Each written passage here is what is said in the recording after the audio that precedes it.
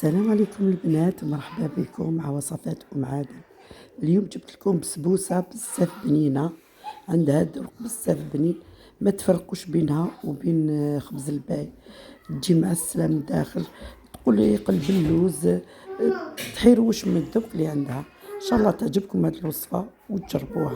والان نبداو في الشربات. نبداو بسم الله. نديرو كاس ونص تاع السكر، هاولك الكاس الاول، نزيد نص كاس هاوليك هكذا، نص كاس تاع السكر، كاس ونص تاع السكر. والان واش نزيدو لها الشربات؟ كي نديرو كاس ونص نديرو 3 كيسان ماء. هايليك الكاس الاول، الكاس الثاني،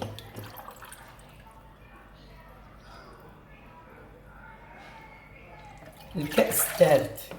هاوليك ونديروا لهم نص حبة قارص هكذا باش تعطينا هذيك باش الشربات تاعنا يتنكه، يجي فيه ريحة الليمون، ويزيد ما يوليش الشربات ما تتحجرش، ما ديرش هذاك الحجر. شفتو كي يقعد الشربات يبرد يولي شغل السكر هذاك يعاود يجمد من الفوق. كي نديروا له القارص يقعد هو كيما العسل. نحطوا الان فوق الفرن ونعاود نولي ليكم. والان بعد ما غلات هذيك الشربات نحسبوا لها 15 دقيقه ونحيوها من فوق الفرن، ونزيد لها الماء زهر. هايليك زيدي لها قسم غير ولا زوج. انا نزيد لها 3 ملاعق تاع ماء زهر، انا نحب ريحه الماء زهر. وحده، زوج، 3 هكذا. والان نحطها نخليها تبرد على جنب، ونكملوا طريقه التحضير تاع البسبوسه. نبداو الان في البسبوسه. عندي 2 حبات بيض، هايليك شوفوهم، 2 حبات بيض يعني نورمال، ماشي كبار ماشي صغار، هادوك هما. هاوليك نكسرهم. نبداو بسم الله. هايك الاولى، نزيد الثانيه. صدقوني هاد البسبوسه تجي بزاف بنينه. ونزيدوا لها كاس غير ربع تاع السكر، لانه نديروا هذيك الشربات تما. كان له اللي ما يحبش الحلاوه، اللي يحب الحلاوه بزاف يقدر يدير كاس تاع السكر. هايليك نزيدوا قرصه تاع الملح، ما ننساوهاش، هي اللي تعدل لنا الذوق. ونبداو نخلطو حتى يذوب لنا داك السكر.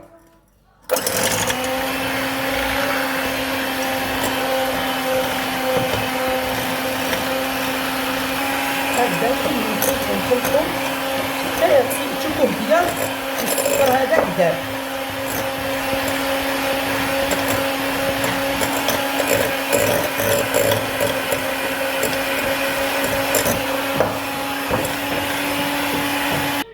ونزيدوا لها كاس تاع الزيت، هاوليك ناقص اصبع. ونبدا نزيد، ما نديروش على خطره، نبدا نزيدو بشويه هكذا.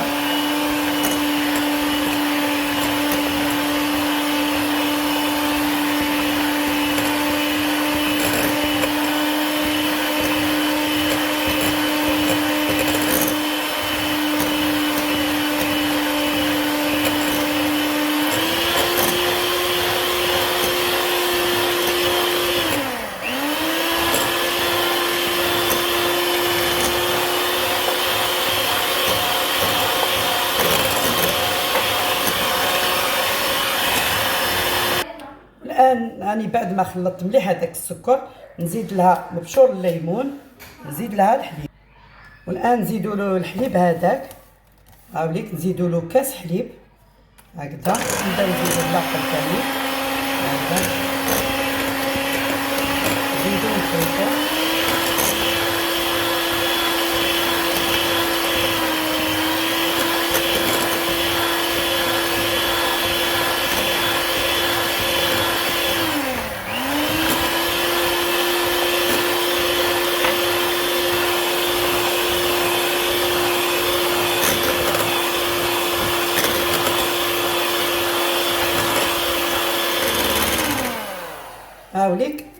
زاد بنا هذاك السكر، كي زدنا الحليب زدنا خلطنا تسمى يذوب هذاك الحليب.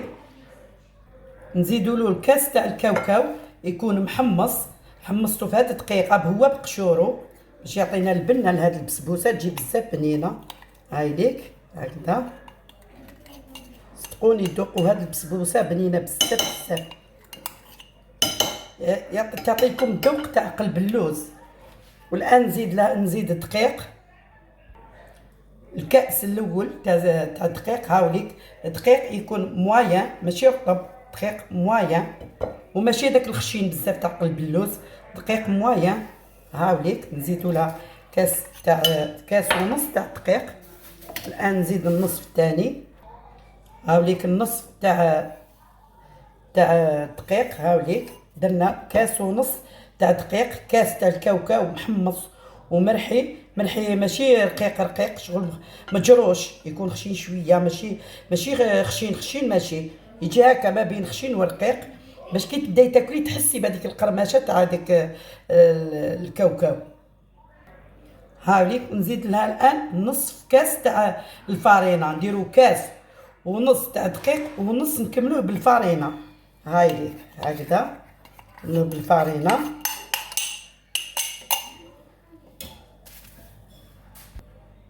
نزيد لها زوج باكيات تاع خميره الحلوى لا ليفور اللي هي بيكين باودر.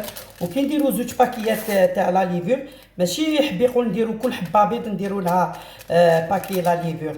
الفارينه تبع البسبوسه، الفارينه عفوا لا ليفور تبع الدقيق والفارينه، ما تبعش البيض. ماشي تقولوا كل حبه بيض باكي تاع خميره الحلوى تاع 10 غرام، لا كي نديرو كاس تاع الدقيق اللي هو السميد مويان، نزيدو له نديرو له باكيه تاع الخميره. نزيد لها هنا ملعقه تاع الليمون. هاي ليك اللي ما عندوش الليمون يدير الخل، معليش. هاي ليك انا درت زوج ملاعق. والان نخلطو مليح المكونات هكذا مع بعض، نكمل نخلطهم كامل ونعاود نولي لكم.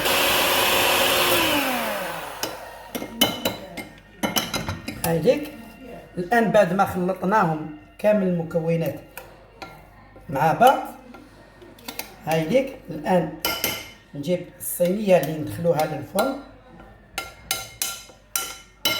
هكذا، نخليه وهو يريح بد ما نجيب الصينيه.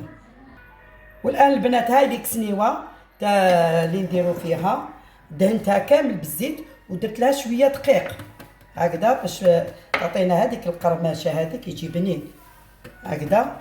ما ديروش دقيق خشين هذاك وما تكثروش بزاف، ديروا غير هكا ونحيو هذاك الدقيق اللي يجي كامل فيها. هاي هكذا دوك هذا الدقيق نزيد نكمل هذا من هنا اللي بقى عليه ونحطو في السنيوه هذه. هاي ليك هكذا نفرغوه دوك السنيوه كامل.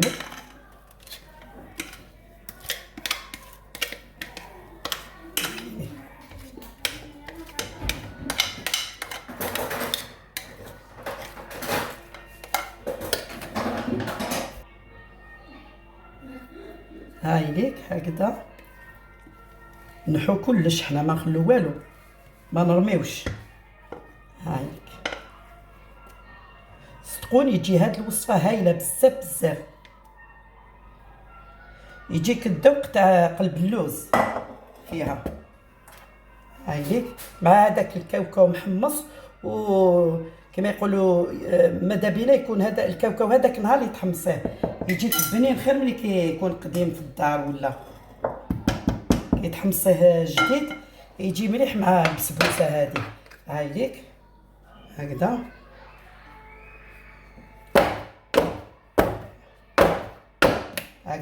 وحنا نكونوا شعلنا الفرن مسبقا، نشعلوه على 180 درجه. انا راهو مشعول، الان نحطوه في الفرن يطيب والشربات تاعنا راهي طايبه ونعاود نولي لكم. والان البنات هاي ليك شوفوها بعد ما تحمرت، شوفوا كيش جات شابه. والان واش ندير البنات، الان هذيك الشربات اللي درناها هاي بردت.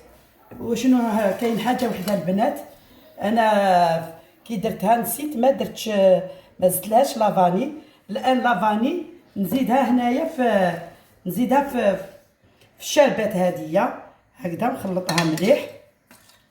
نتوما كي ديروها في الاول، انا ما درتهاش في الاول، دوك درتها في لافا مع هاد الشربات هكذا، نخلطها مليح. وحبيت نديرها، قلت نديرها امامكم، انا ما نحب نخبي حتى قصه هكذا. هايدي هكذا ونشربوها الان، هي راهي سخونه، نشربوها هكذا. هايديك نفرغ لها كامل هاد الشربات اللي درناها.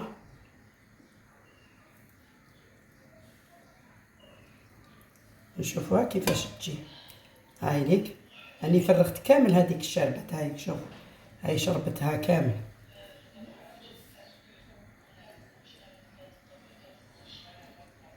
هايديك ما بقى والو، فرغتها كامل. والان نخليها هنا حتى تبرد ونعاود نولي ليكم.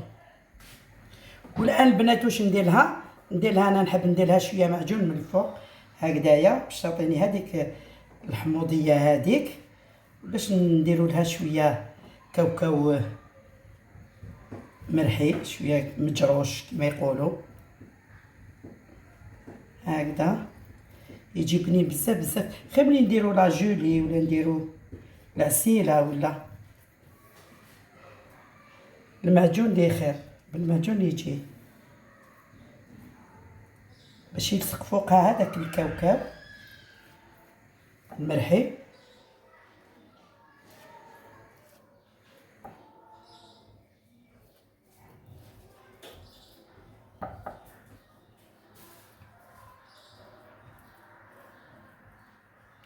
هاي ليك هكذا. واش نديرها الان؟ نديرها شويه كاوكاو كامل هكذا، هذا الكاوكاو هذاك اللي رحيناه يبقى لي شويه منه، نزيد نكمل نديرو كامل منه.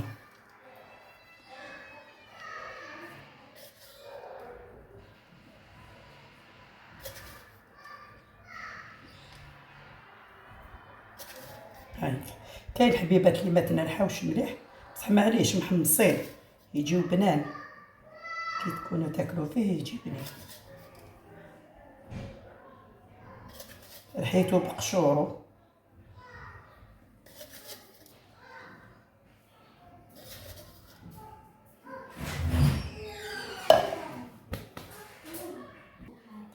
السلام عليكم البنات، مرحبا بكم مع وصفات عادل. ان شاء الله تكونوا كامل بخير وبصحه جيده يا ربي. اليوم جبت لكم بسبوسه بزاف بنينه، عندها واحد الذوق رائع رائع رائع. درتها جات بنينه بزاف بزاف، وحبيت نتقاسم معكم هاد الوصفه. تفضلوا معايا تشوفوا طريقه التحضير وتشوفوا الوصفه كما يقولوا من الالف الى الياء. والان البنات هاي ليك دوك، الان بعد ما زيناها دوك كي درت لها الكاوكاو، دوك نقسم لكم الطرف تشوفوه امامكم كيفاش جات هايله بزاف بزاف. هاي ليك جات الذوق تاعها رائع.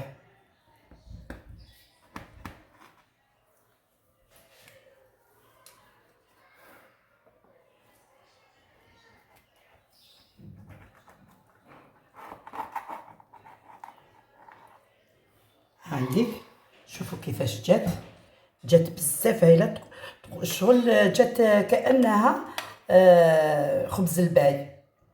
اللي يشوفها يقول خبز الباي، وهي بسبوسه جات بزاف رائعه رائعه رائعه. نقسم امامكم شويه تشوفوا كيفاش جا.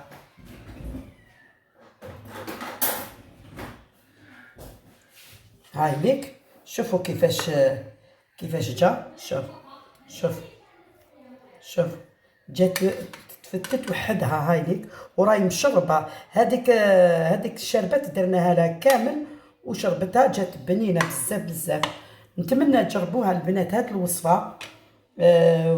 وإلا عجبتكم الوصفه هذه ديروا جيم وديروا كومونتير، واللي دخلوا جدد مرحبا بكم في القناة. راكو مع اختكم ولا امكم وصفات، مع وصفات ام عادل. وهذا ما بقى لي نقول لكم، شهيتكم في الجنة وشهية طيبة، وان شاء الله نتلاقى معكم في وصفة واحدة اخرى وفي فيديو اخر، والسلام.